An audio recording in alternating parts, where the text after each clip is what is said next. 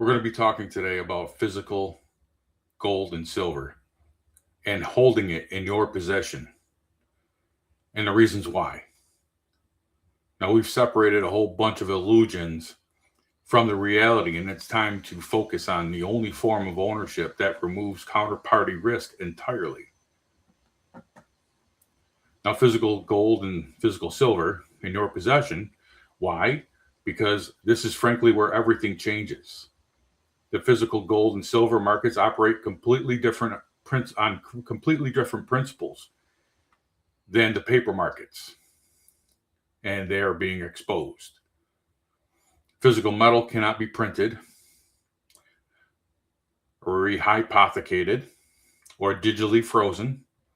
It doesn't rely on counterparty. It doesn't need a promise to perform. It simply exists. And that's why it's preserved purchasing power for thousands of years. While every single fiat currency, government created currency, has eventually gone to zero. When you hold physical gold and silver, you step outside that system. You hold an asset that is globally recognized, historically proven, and immune to the financial engineering to distort every single paper product as it transfers your wealth and in their way. So I want to break down the different ways, the different forms of the physical metal, because even in the physical market, not all gold and silver are created equal, and they all have different purposes. So let's start with the monetary gold and silver. Monetary gold and silver, well, they're some of the purest forms of money. The metal that has served as the foundation of every sound money system for thousands and thousands of years. They're durable, divisible. You can go to fractional. They're portable. They're universal recognized wherever you are in the world. But because they're money, they have also been the target of governments during periods of financial stress, such as in the United States, we saw overt confiscation in 1933, again in 1971, and many other times. Convert with all of this manipulation and the laws that enable it. Well, frankly, they were never fully repealed. Monetary bullion sits in a monetary category. That's what you can hold inside of an IRA. And that means that it can be pulled back in the system when governments need to regain control, regain your confidence, and reset all the collateral in the system. And that's why diversification with physical metals matters a lot. Monetary bullion gives you liquidity and universal recognizability, but also carries the highest historical risk of overt or even covert confiscation. Other forms of physical metal, like collectibles, fall into different legal confiscations, which historically have been treated very, very differently. So, understanding these distinctions and essential for being a truly resilient and properly diversified metals strategy. So, I'm going to look where you're going to look for all of the different forms of physical metal there are available. Well, maybe not all of them. You could come up with some on your own. Why some offer not just monetary protection, because they all will offer that, but legal insulation and long-term wealth preservation. I am ever so grateful that I was born around 1960s and the 60s.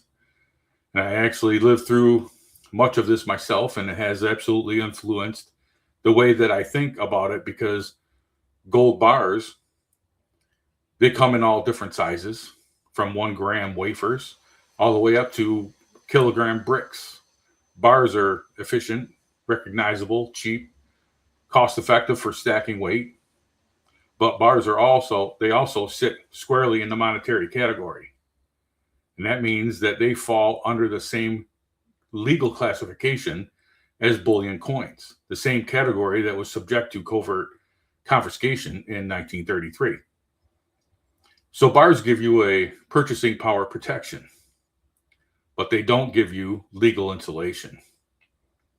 Stripping away the complex layer of institutional paper illusions reveals that profound necessity of holding unencumbered physical precious metal directly in one's possession.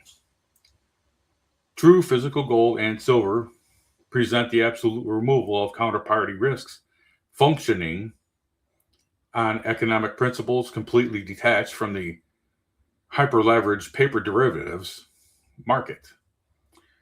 They cannot be artificially conjured through central bank printing, rehypothecated by institutional algorithms, or frozen by digital keystrokes. As universally recognized foundational money, these assets have flawlessly preserved purchasing power across millennia, surviving the inevitable mathematical collapse of the ever fiat currency system ever engineered. However, even with the realm of physical metals, critical digital distinctions exist that dramatically alter a portfolio's risk profile. Standard monetary bullion, which includes the majority of the mass-produced bars and highly liquid governmental issued coins, form the traditional base of sound money. Yet, precisely because they are widely classified as monetary instruments, they reside directly in the crosshairs of the governmental authorities during periods of severe systemic stress.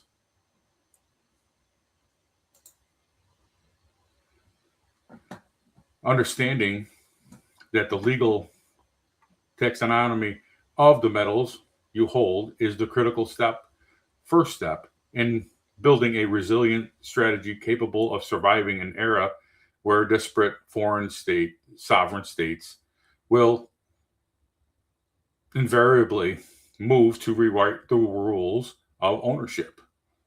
And I know that there's an awful lot of opium out there about, they would never confiscate again, except that we have done it so many times just in this country alone, let alone around the world. It's not a very good plan, and there is no foundational justification for people to feel that way. They just have hope, and to me, hope is not a very good plan. But this is also why diversification within the physical metals itself matters. Bars are one tool. If you want to stack them, that's fine. You just need to properly diversify. You know me. I like to go with I'm right, and what I'm wrong. And if I can do something that doesn't matter whether or not I'm right or wrong, that will always, always, always be the choice that I will make, because it's the one that protects me and my family the most. So while bars or even bullion coins are great for accumulating ounces, in my opinion, you do whatever you want. But in my opinion, they should not be your only tool. And as we move forward, you're going to see how different forms of gold and silver fall into different legal categories, and why certain forms historically offer far more protection, where governments move to control monetary gold yet again. And they are talking about it. And keep in mind that every single central bank has a gold revaluation account. They don't have it because they don't intend to use it. I want you to think about that, because we're going to be now looking at bullion coins. I get this question all the time. What if I buy Philharmonic from a different country, and I don't live there. Will that protect me?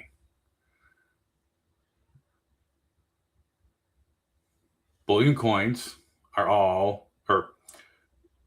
also very recognizable, and they are physically a form of gold in the world, and every major country uses them. In Canada, it's the maple leaf. In the United States, it's the eagles, etc.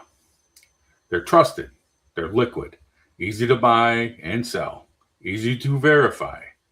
But bullion coins sit in the same legal category as the bars do. They're monetary gold, and that means that they carry the same historical vulnerability to overconfiscation. If they're new coins, well, you got to be aware. In 1933, bullion coins were explicitly targeted, and the legal framework, frankly, that they allowed, that it still exists today. They did not negotiate every single law, especially the trading, with the Enemy Act. That is fully in force. Let's take a look at the category that historically offered the strongest protection. The forms of gold that was exempt from over confiscation and treated as private property rather than monetary metals. And that's the collectible category. I remember my uncle. I mean, this has a huge influence on me. Now, he says, come on, I want to show you something. We go in his back room, and my parents and I go in his back room, and he had two tall floor safes. He opened the doors, and these safes had, well, he said, if anything happens to me, the grave vulnerability inherent in holding strictly monetary bullion becomes painfully evident that examining the brutal historical precedents of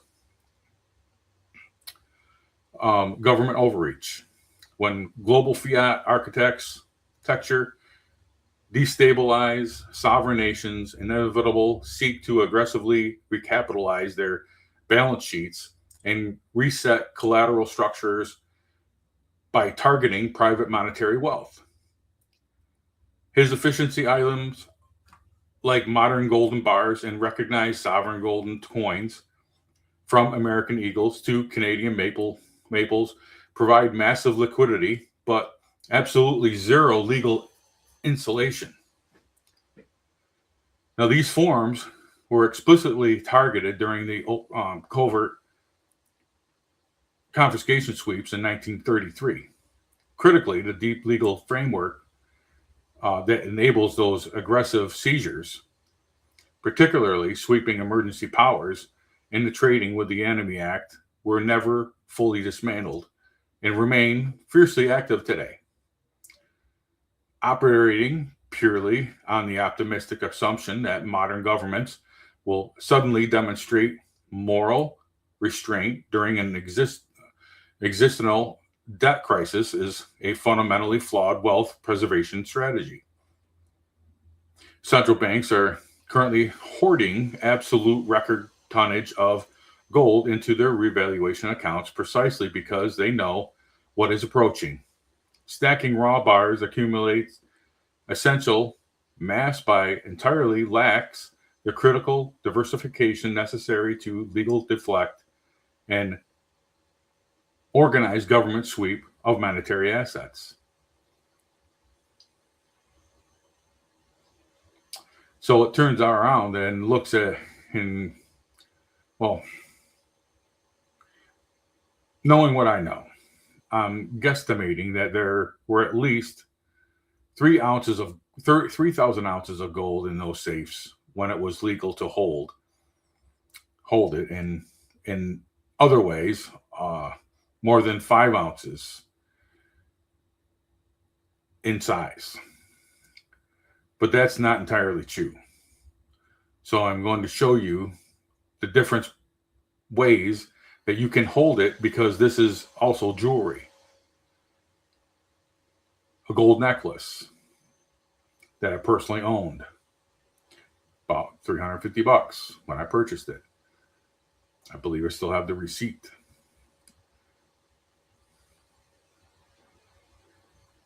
So showing that it was 18 carats, and with the weight of what it was, and also what I paid, the appraisal that I got for it was around $6,500.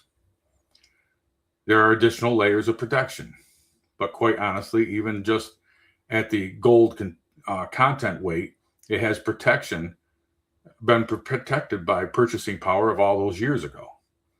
Another one I want to discuss with you, because you can see all the forms, and of course you guys all know about junk silver. Now you can look at sterling silver,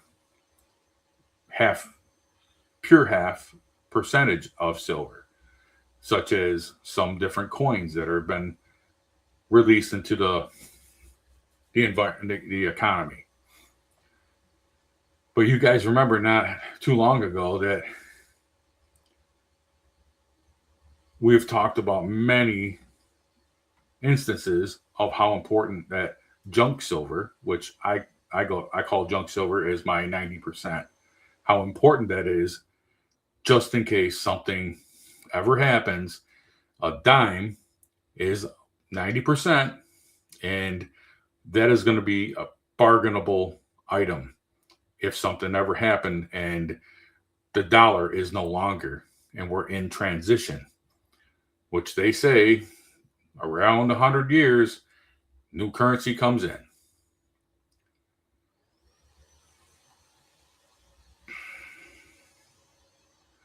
We always got to be prepared.